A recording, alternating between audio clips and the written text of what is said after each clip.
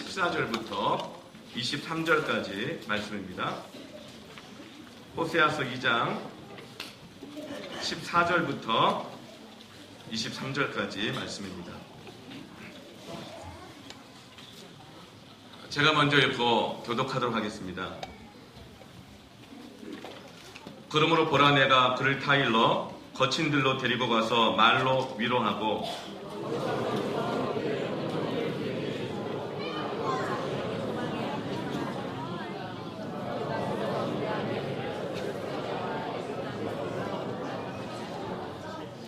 여호와께서 이르시되 그날에 내가 나를 내 남편이라 일컫고 다시는 내 바알이라 일컫지 아니하리라.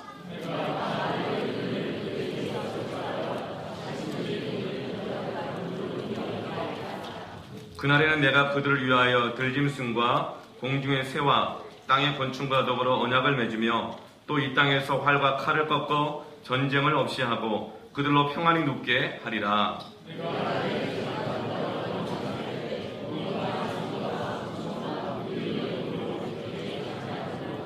진실함으로 내게 장가 들리니 내가 여호와를 알리라.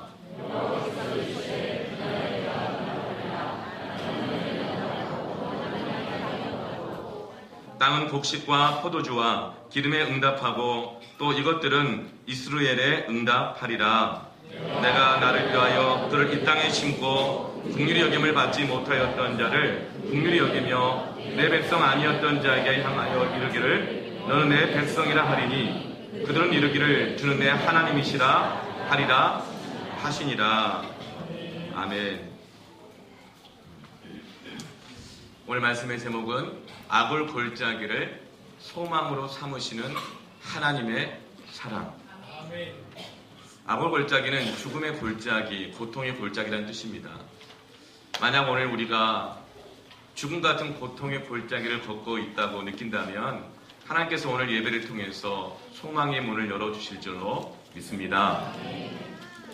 오늘날 우리 사회에 만연된 경향 중에 하나는 무언가 잘못된 줄 알면서도 완전히 그것이 밝혀지기 전까지는 자신의 잘못을 인정하거나 자신의 잘못된 태도를 고치려 하지 않는 경향이 있다는 것입니다.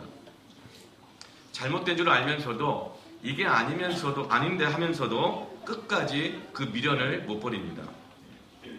그래서 운 좋게 별 일이 없으면 다행이지만 결국은 모든 것을 다 잃어버리는 재앙을 당하고 나서야 자신의 잘못을 인정할 때가 있습니다.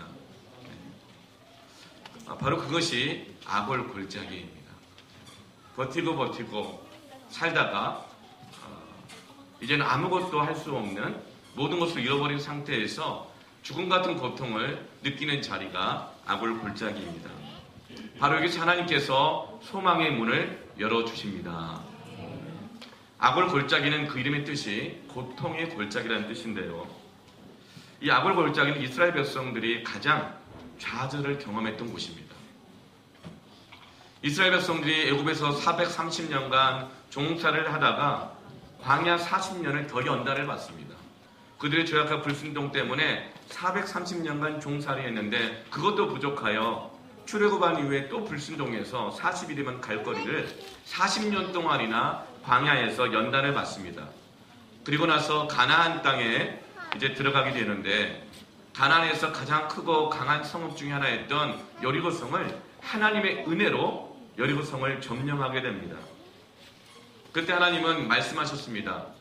이 첫 전쟁에서의 승리는 하나님이 하게 하신 것이니 너희들은 전쟁의 주인이 하나님인 것을 잊지 않도록 가나안 땅의 풍요로운 삶을 경험하면서 하나님을 잊어버리지 않도록 이 여리고성에서 얻은 모든 전리품들을 하나님께 드리고 하나도 남김없이 다 진멸하라고 말씀하셨습니다. 그리고 난 다음에 두 번째 성읍은 아이성이라고 하는 이름처럼 작은 성이었어요. 아이성은 아주 작은 성이었고 보잘것없는 성이었지만 오히려 여리고성에서 이기고 나서 아주 작은 아이성에서 무참하게 패배를 하게 됩니다. 그때 여호수아가 하나님께 원망스러운 마음을 묻습니다. 왜 이렇게 됐습니까? 왜 이렇게 부끄러움을 당합니까? 그때 하나님께서 이 작은 전쟁에서 실패한 이유는 바로 아간이라고 하는 사람의 욕심 때문이라고 말씀하십니다. 여호수아서 7장 말씀을 보면 하나님께서 여리고성에서 얻은 모든 전리품들을 하나님께 다 드리라고 했고, 남은 모든 것들은 그 여리고성의 우상과 그 탐욕과 음란함이 이스라엘 백성들에게 전염되지 않도록 그 모든 것들을 불에 태우고 진멸하라고 했는데, 아간이라고 하는 사람이 굳이 이걸 다 불태울 필요가 있겠는가? 그러면 그 중에 좋아 보이는 것, 신화에서 한 외투, 명품 옷 한 벌하고, 그리고 은덩이 하나, 금덩어리 하나를 몰래 감추되 어디에 감췄냐면 자기 물건들 사이에 두었다고 했습니다. 어디 스위스 비밀 계좌에다 감춘 것이 아니고 자기 물건들 사이에. 이게 무슨 뜻이죠? 마치 내 것인 것처럼 두었다는 것이죠. 하나님께서는 이 말씀에 불순종하게 되어지면 이스라엘 백성들이 하나님의 징계를 받는다고 했음에도 불구하고 아간은 그 개인의 탐욕, 나만 잘 되면 뭐 공동체야, 교회야, 이 나라야, 민족이야, 어찌됐든 상관없어. 나만 잘 되면, 내가 원하는 것을 얻을 수만 있다면, 이런 지극히 물질적인 음란함과 개인주의의 음란함과 그리고 하나님과 여호수아와 그 백성들 속이는 음란함을 가지고 범죄하는 거예요. 바로 그것 때문에 하나님께서 이 아이성의 전투에서 무참하게 패배했다고 말씀해주고 있습니다. 그래서 결국 아간은 하나님의 심판으로 이스라엘 백성들에게 돌로 쳐서 거기서 죽임을 당하게 됩니다. 여호수아서 7장 26절 말씀을 함께 읽어볼까요? 여호수아서 7장 26절 시작. 그 위에 돌무더기를 크게 쌓았더니 오늘까지 있더라. 여호와께서 그의 맹렬한 진노를 그치시니 그러므로 그곳 이름을 오늘날까지 아골 골짜기라고 부르더라. 이처럼 아골 골짜기는 아간의 죄가 사실로 드러나서 너무나 많은 사람들이, 여호수아가, 그 백성들이 배신감을 느끼고 절망을 경험했던 것이에요. 아니,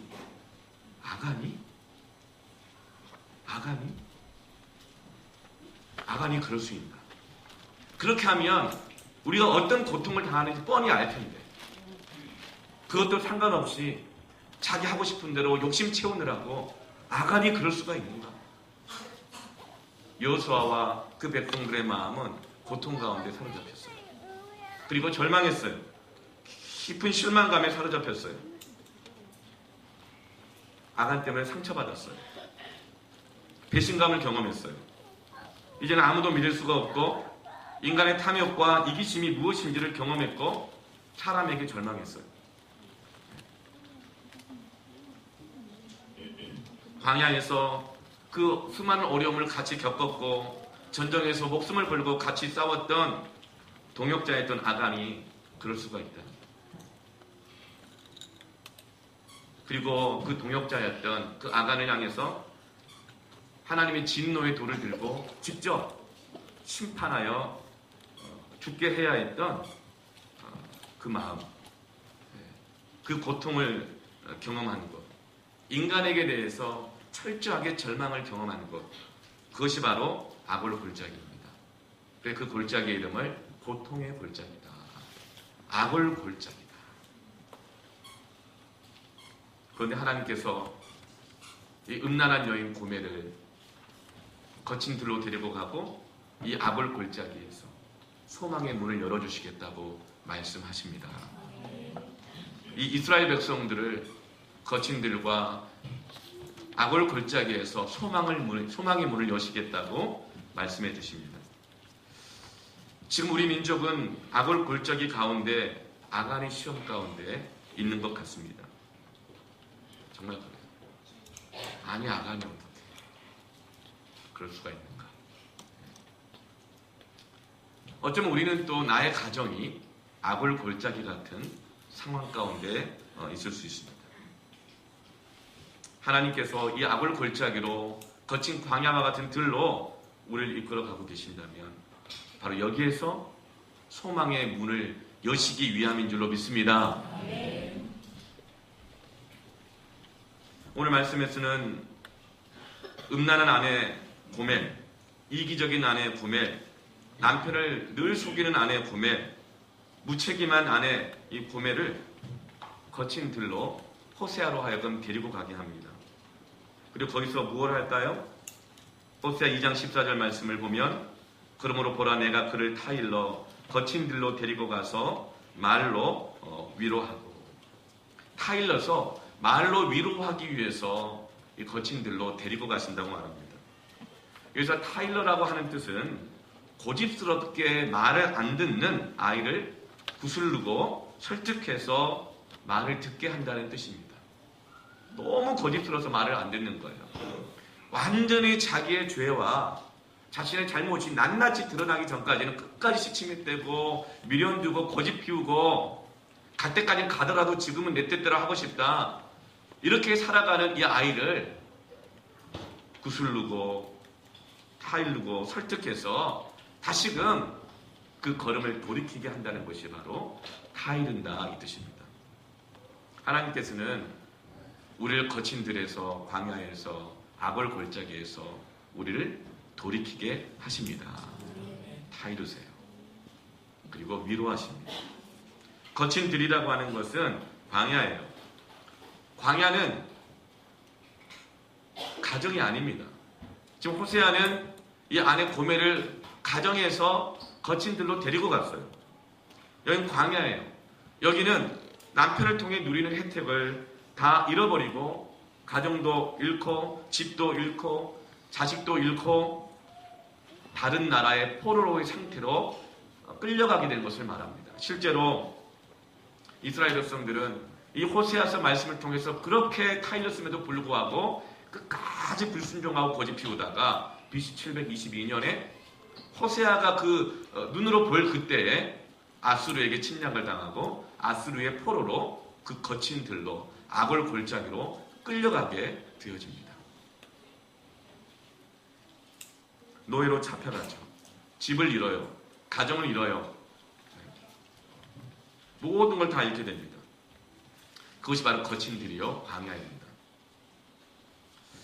우리가 하나님의 말씀에 불순종하고 살아가다 보면 하나님의 그 자녀를 사랑하시면 반드시 거친 들로 이끌어 가십니다. 왜요? 거기서 타이르시려고, 거기서 위로하시려고 광야를 이끄십니다. 광야는 세 가지가 없는 곳이에요. 그럼 우리가 망해버리면요 세 가지를 잃어버려요. 첫째는 광야는 이정표가 없습니다. 우리 인생에 어느 때 거친 들이라고 경험합니까? 막막할 때. 다음에 뭘 해야 되지?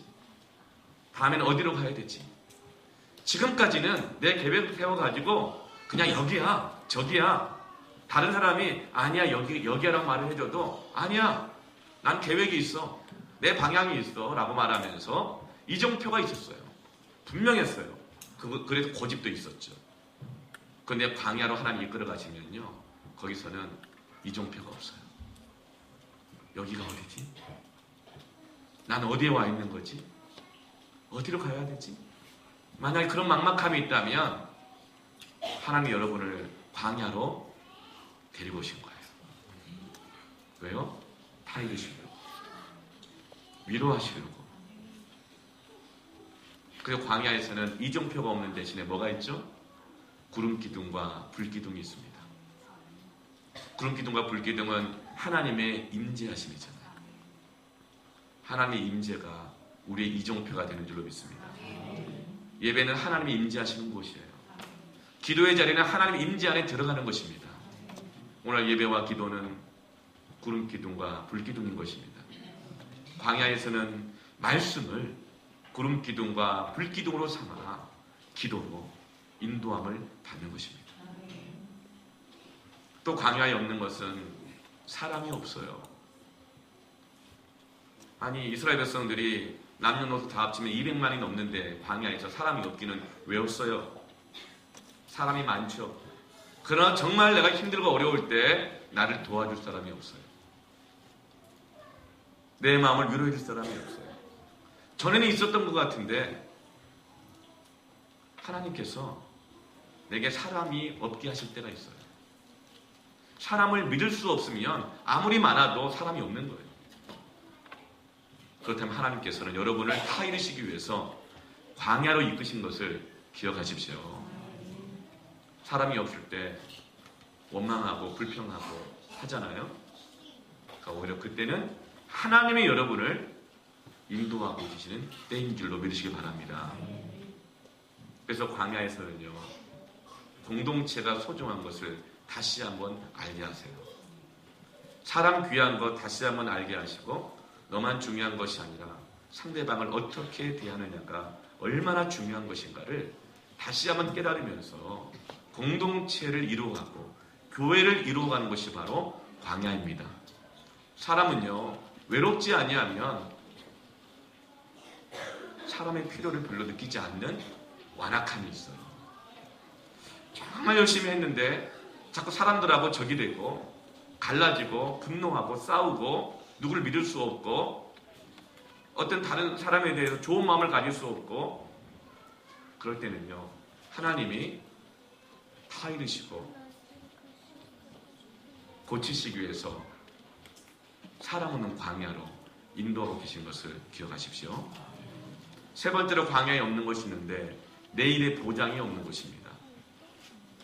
광야는 아무리 씨를 뿌려도 싹이 날지, 열매를 맺을 때 필요한 비가 언제 올지 보장이 없어요.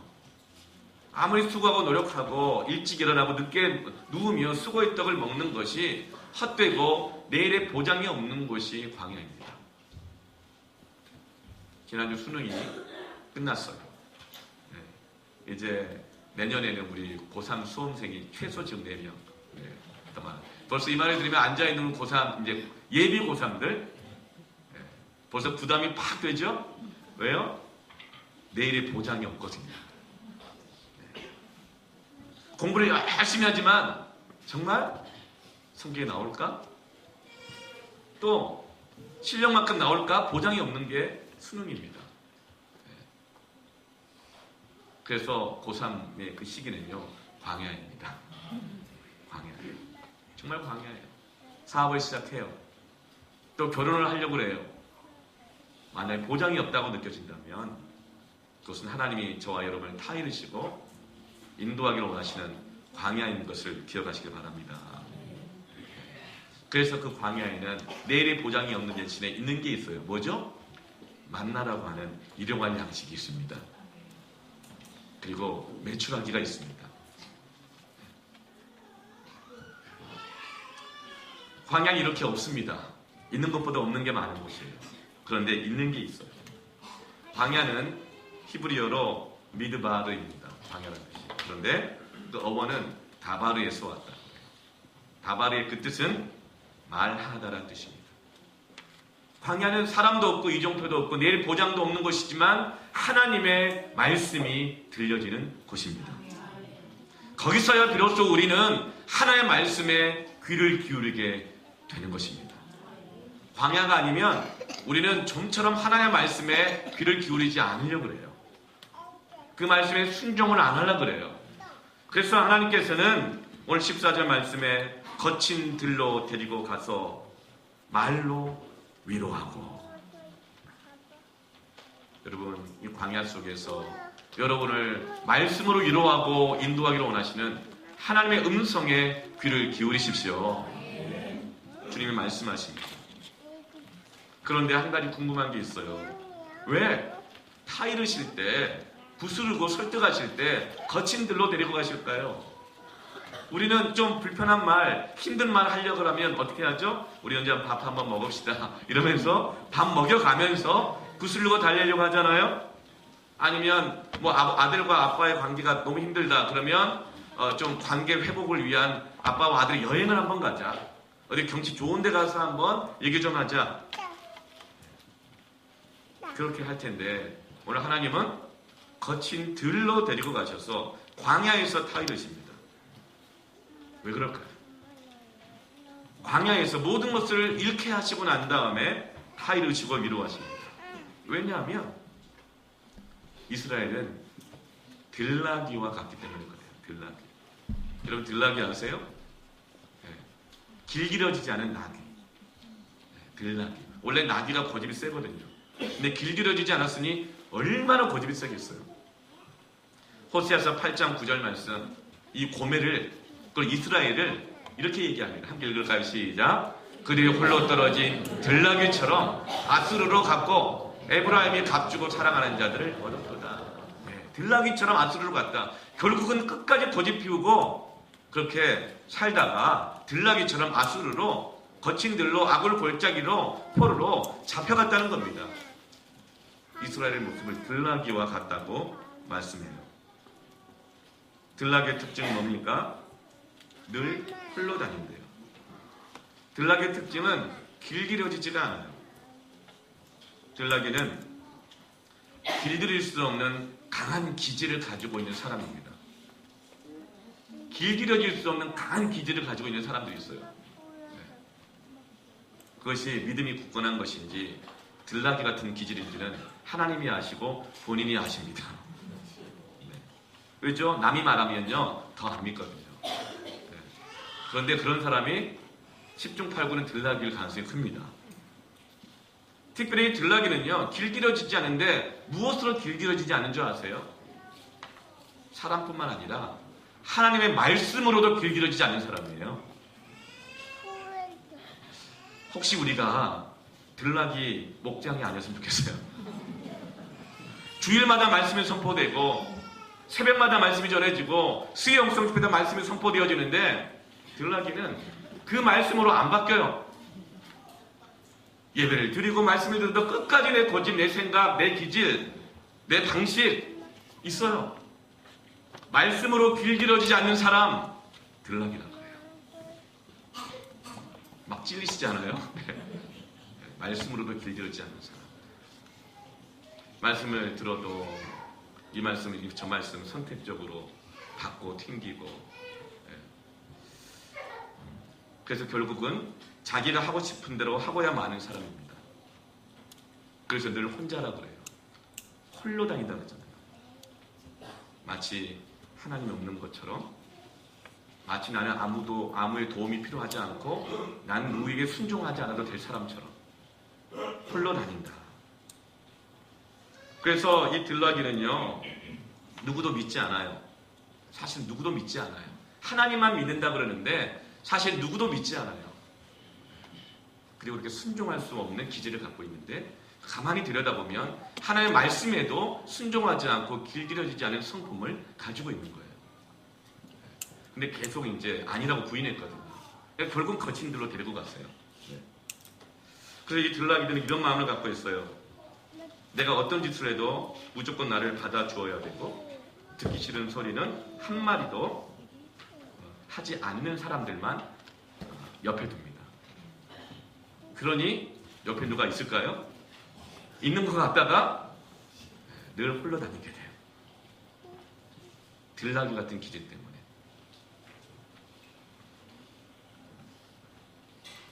그래서 들나귀 신자는요 늘 홀로 다니기 때문에 어느 한 곳에 잘 머물지를 못합니다.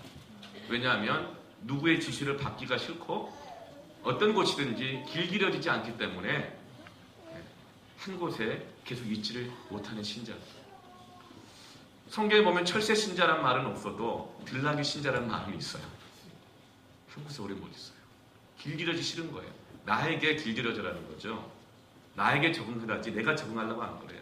섬김이란 건 뭐냐면 다른 사람에게, 교회에게, 공동체에게 하나님의 말씀에 자신의 기질을, 자신의 자아를, 자신의 경험을, 자신의 모든 것들을 맞추고 순종하는 사람인 줄로 믿습니다. 근데 그게 안 되는 거예요. 근데 모든 사람은 자기한테 맞추려고 그러고 길들이려고 하니까 그걸 누가 다 받아줘요. 끝까지. 사람은 안 되죠. 그래서 하나님밖에 없다 그러면서 혼자서 막 다니는 거예요. 참 가슴 아픈 들나귀예요.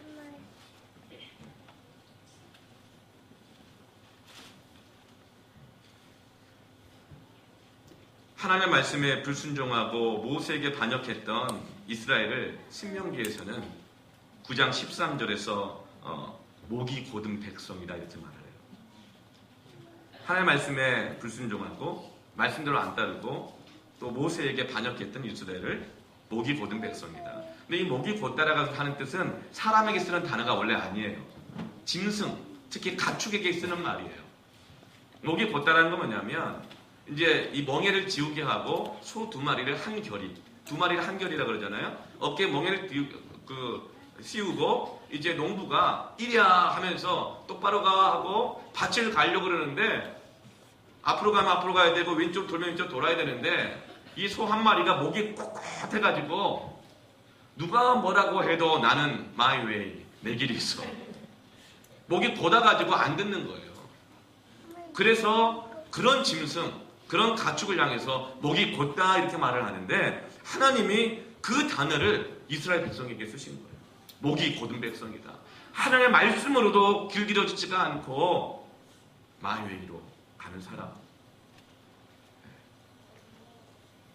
바로 들나귀에게 쓰는 말이에요. 창세기 16장 12절 말씀을 같이 한번 읽어볼까요? 시작.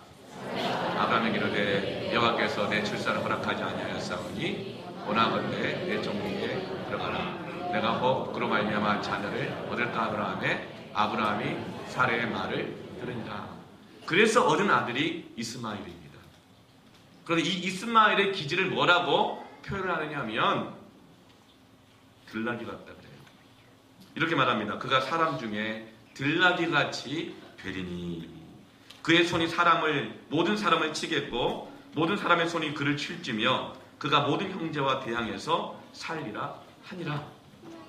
들나귀와 같은 기질을 이렇게 말해요. 그의 손이 모든 사람을 친대요. 가는 곳마다 공격해요. 가는 곳마다 비난해요. 가는 곳마다 사람을 밀쳐내요. 가는 곳마다 갈등이 일어나요. 그리고 모든 사람이 또 그런 들나귀가 가만히 안 두죠. 또 쳐요. 그러니까 난 늘 상처받았다고 말해요. 사람들이 자꾸 나를 친다고. 그가 모든 형제와 대항해서 살리라 하니라. 이게 들나귀의 특징입니다. 늘 상처를 주고받고 상처를 달고 다니는 사람이에요. 지금 고멜이 이스라엘이 들나귀와 같기 때문에 거친 들로 악을 골짜기로 데리고 가셔서 거기서 설득하신다는 거예요. 왜냐하면 들나귀는 워낙 고집이 세가지고 아무 때나 그 말을 들었지 않아요. 아무 때나 위로한다고 해서 위로를 받지 않아요. 네가 뭔데 날 위로해? 이렇게 얘기합니다. 들나귀가 그냥 유일하게 말을 듣는 곳이 있는데 거기가 바로 거친들 아골 골짜기예요. 거친들은 자기 힘으로는 아무것도 할 수 있는 것이 없는 것입니다.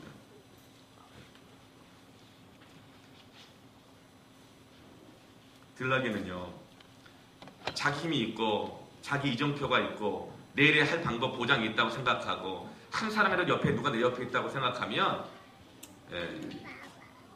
누가 와서 안아주려고 하고 그러잖아요. 그러면 그 가슴을 발로 뻥 차버립니다. 그게 들나귀의 모습이에요. 자기가 잘못이 있고 문제가 있는 것을 알지만 끝까지 고집을 피우고 아닌 척하고 인정하지 않죠. 데려다 놓으면 나가버리고 데려다 놓으면 나가버리고 데려다 보면 나가버려. 그래서 들나귀는 왔다 갔다 합니다. 고멜이 그랬잖아요. 나갔다가 데려왔더니 또 나가버리고 또 나가야 돼. 그때마다 이유가 또 다 있어요. 언제까지 그럴까요? 아골 골짜기를 만날 때까지 그래요. 아골 골짜기는 이정표가 없거든요. 더 이상 어디 갈 데가 없는 거예요. 어떻게 해야 되지? 또 사람도 없는 거예요.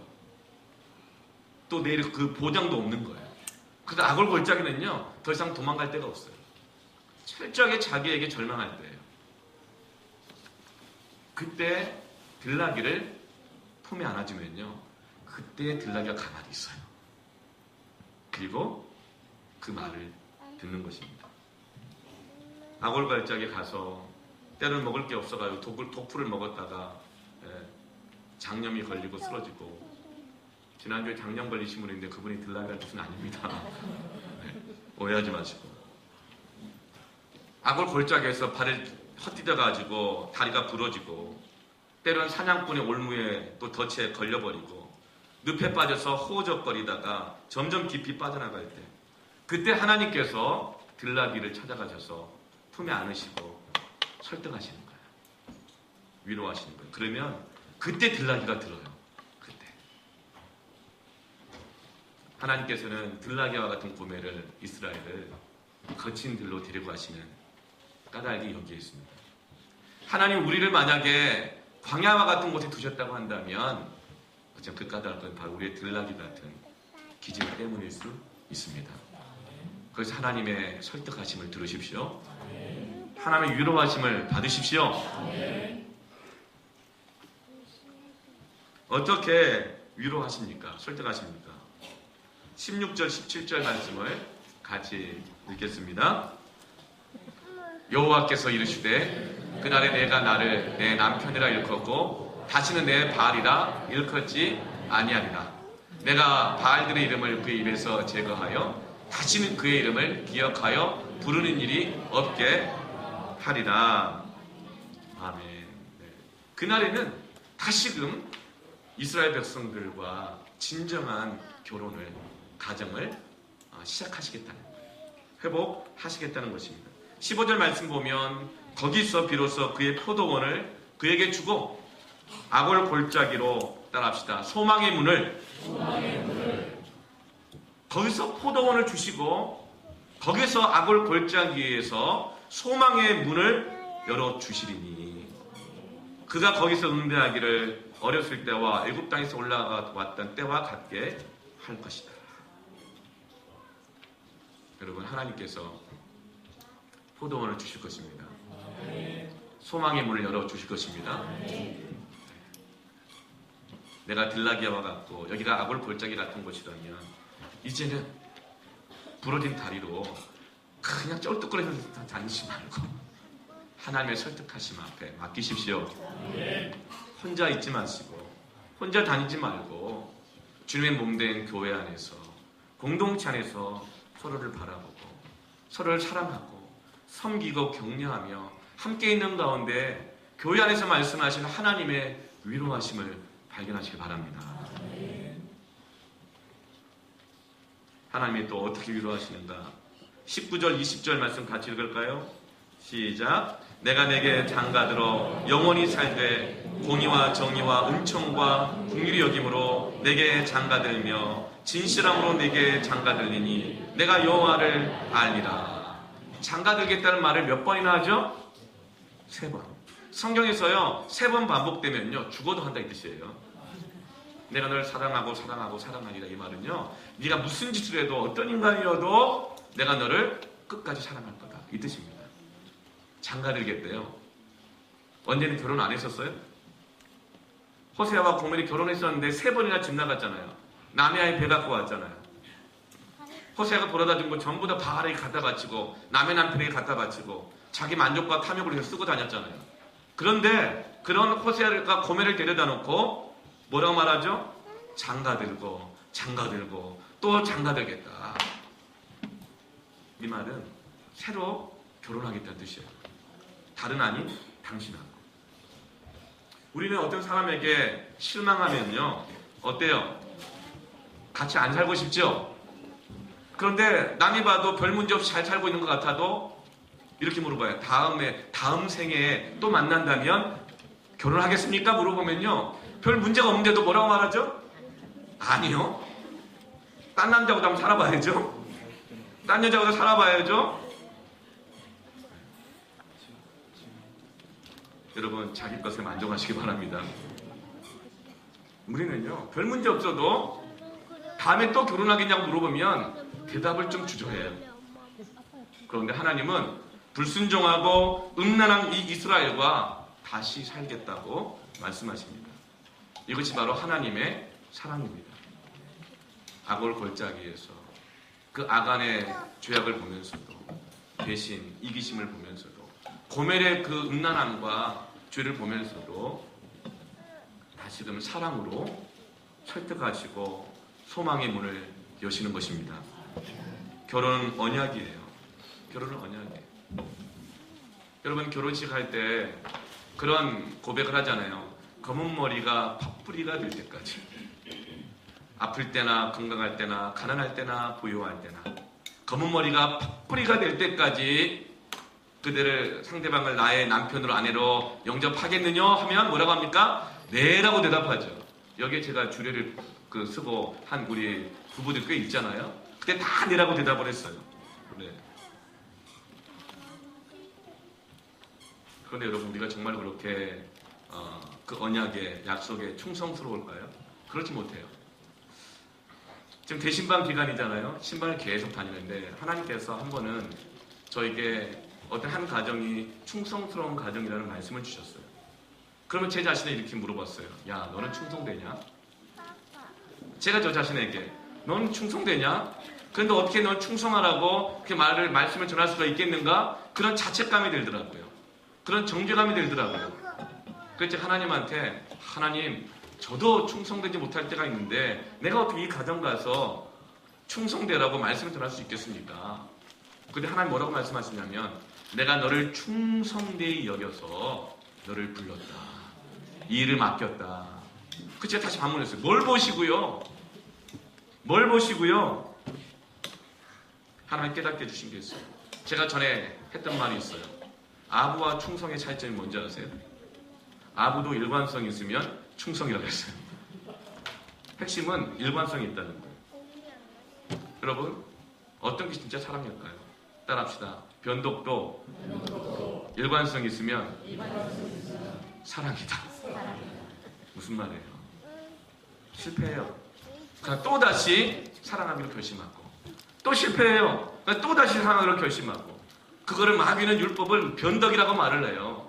그러나 그래도 끝까지 이렇게 몸부림하면서 일관성 있게 넘어지고 일어나고 자빠지고 일어나고 반복하면 그게 사랑의 증거인 줄로 믿습니다. 하나님 사랑하니까 범죄하고 세상길로 갔고 내 마음대로 살다가도 또 주님 앞에 나오고 또 회개하고 여러분 그것이 사랑인 줄 믿습니다. 하나님 저에게 말하더라고요. 야 너는 한순간만 보잖아. 그 사건만 보잖아. 근데 나는 너를 통으로 본다. 근데 나는 너를 사람들은 한순간 보고 판단하고 잘해봐야 길게 보고 판단하지만 나는 너를 끝까지 보고 판단한다. 아멘? 그리고 가만 보니까 제가 그러더라고요.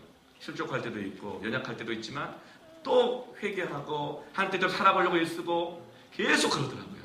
하나님 그것을 바로 충성되라고 말씀하시는 것입니다. 여러분 결혼은 이와 같은 거예요. 신앙생활은 이와 같은 것입니다. 하나님은 그래서 딜라기를 또다시 그가 돌이킬 수 있도록 거친들 악을 골짜기로 데리고 가셔서 설득하시는 거예요. 나의 충성스러움 때문이 아니고 하나님의 사랑이 나를 충성된 자가 되게 하는 것입니다. 하나님은 새 언약을 맺으셨어요. 근데 이 말씀 가운데 참 이 은혜가 되는 말씀이 있어요. 하나님은 어떻게 언약을 맺으시느냐, 언약을 이루시는가.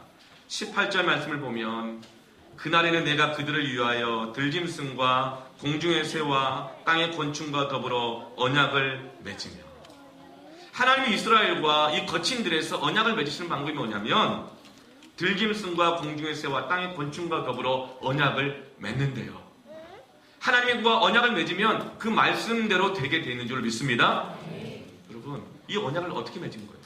광야에서 바람이 불어 메추라기를 명하니 메추라기가 다 이스라엘 백성들의 발 앞에 불패상을 차리잖아요. 메추라기가 하나님의 언약에 순종한 줄로 믿습니다. 열왕기상 17장 5절 6절 말씀을 보면 그가 여호와의 말씀과 같이 하여 곧 가서 요단 앞 그린 시냇가에 머물매 까마귀들이 아침에도 떡과 고기를 저녁에도 떡과 고기를 가져왔고 이렇게 말합니다. 엘리야가 바알과 우상과 싸우다가 위험에 처해서 도망을 갔어요. 그리시네가에 숨어 들어갔죠. 골짜기로. 근데 하나님께서 엘리야를 먹일 때 어떻게 하시죠? 까마귀를 동원하세요. 까마귀가 떡과 고기를 물어다가 줍니다. 그럼 까마귀가 얼마나 포식성이 있는 새인지 아시죠? 근데 그 까마귀가 어떻게 그 떡과 고기를 입에 물고 가면서 엘리야한테까지 가면서 자기가 먹지 않고 엘리야한테까지 가져다 줍니까? 아마 까마귀는 침을 그냥 질질 흘리면서 먹고 싶은데도 못 먹고 갔을 거예요. 왜죠? 하나님과 언약을 맺었기 때문에. 아골 골짜기에서, 빈들에서, 광야에서 하나님 이렇게 까마귀들까지 동원하시고 메추라기를 동원하셔서 여러분들에게 소망의 문을 여시는 사랑의 하나님이신 줄 믿습니다.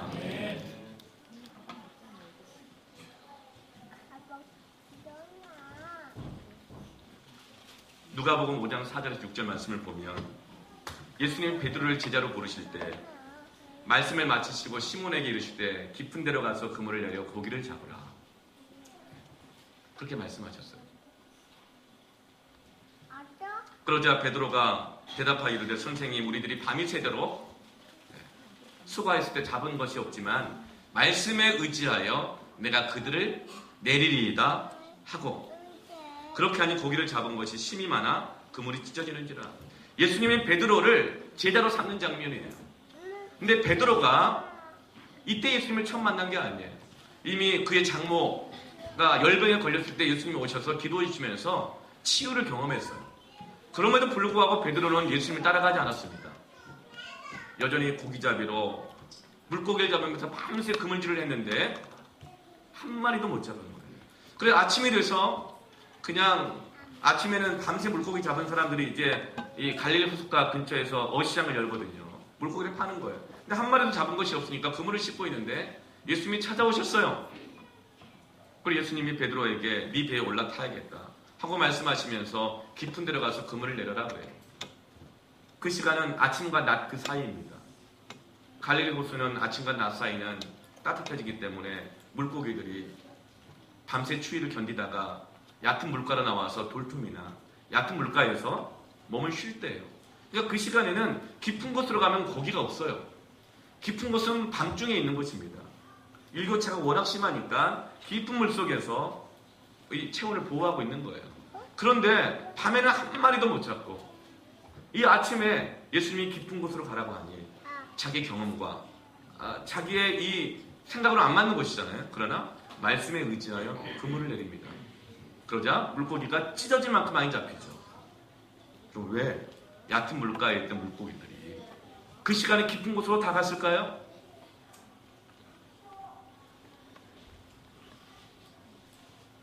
공중의 새와 땅의 곤충과 더불어 언약을 맺으며 우리 주님이 베드로를 제자 삼으시려고 그를 설득하시려고 깊은 곳에 그물을 내려라 그러니까 얕은 물가에 있던 물고기들이 야 예수님이 베드로를 변화시켜 설득하시고 제자 삼으려고 그런다. 우리가 헌신해야겠다 하면서 깊은 곳으로 하면 다 가는 거예요. 그래서 그 그물에 다 이렇게 잡혀주는 겁니다. 왜요? 들짐승과 하늘의 새와 땅의 모든 짐승들과 언약을 맺으셨기 때문에 이 깊은 곳은 간밤에 아무것도 얻지 못한 곳입니다. 자신의 경험, 지식을 다 동원했어도 아무것도 얻은 것이 없는 것입니다. 바로 그 아골 골짜기에서 소망의 문을 여시는 하나님. 하나님은 우리에게 소망의 문을 여실 때 하늘의 만나, 구름기둥, 불기둥, 까마귀, 들짐승, 나는 새들, 바다의 물고기들까지 다 동원하셔서 우리를 설득하시는 거예요. 이것이 바로 아골 골짜기에서 우리에게 소망의 문을 여시는 하나님의 사랑입니다. 여러분, 아골 골짜기 같습니까? 광야에서 들나귀처럼 살아왔습니까? 오늘 이 말씀이 여러분을 길들이게 하는 말씀 되기를 바랍니다. 우리의 고집이 하나님의 사랑 앞에 꺾이고 이제는 나갔다 들어갔다 여기서 저기로 인생은 어차피 혼자야. 누굴 믿어? 믿어봤지만 배신이고 상처야. 하나님만 믿어야지 하면서도 오히려 아무도 믿지 못하고 하나님의 말씀에도 순종하지 못하는 거친들로 그만 방황하고 오늘 이제 이 말씀 앞에서 순종하기를 바랍니다. 하나님의 설득하심과 위로하심을 받아들이시기 바랍니다. 그만 고집 피우고 하나님 위로하심을 받으십시오. 그러면 거기에서 놀랍게 소망의 문이 열릴 것입니다. 말씀이 언약이 응답되는 것을 경험하게 될 줄로 믿습니다. 아멘. 이제 우리 함께 기도할까요?